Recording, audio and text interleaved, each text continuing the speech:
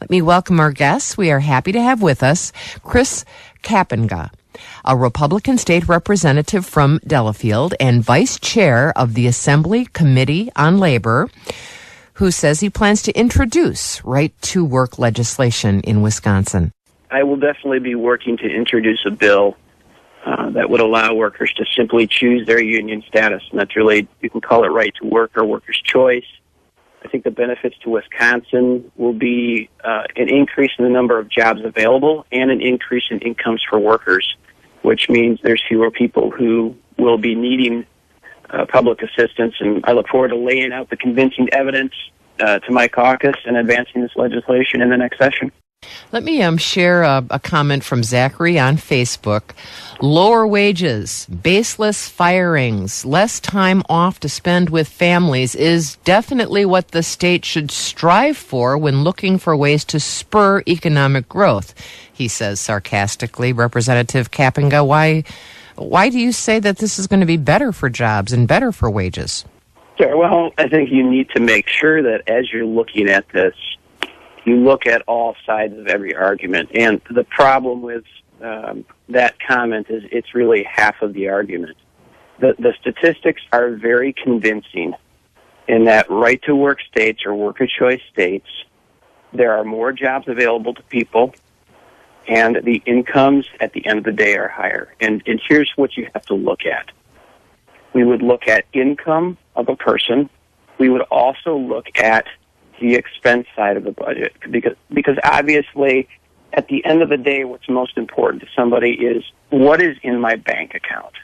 And when you look at, let's call it worker choice states versus states that are forced union, there is a difference at the end of the day. And this is, there's all kinds of statistics out there. I chose to go to the Bureau of Economic Analysis. It's a federal government agency that puts these analysis together.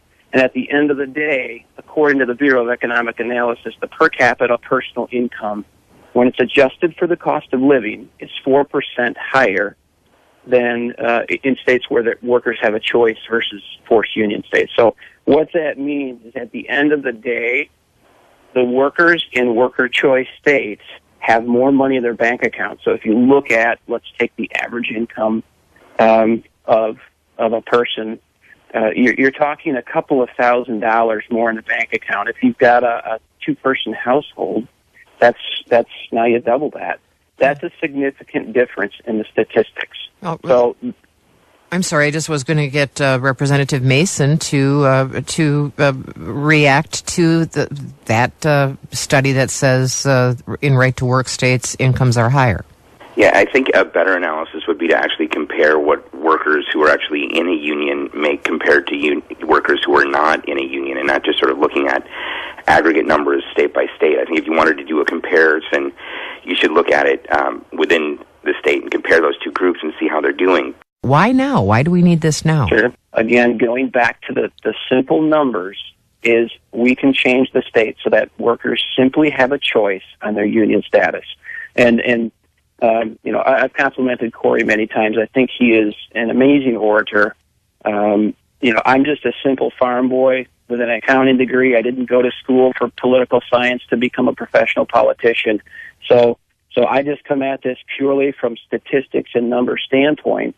And when I look at that, it's very simple for me because, Cory brings up talking about the shrinking middle class and coming at the middle class. That's political rhetoric that, frankly, people are starting to see through that political rhetoric.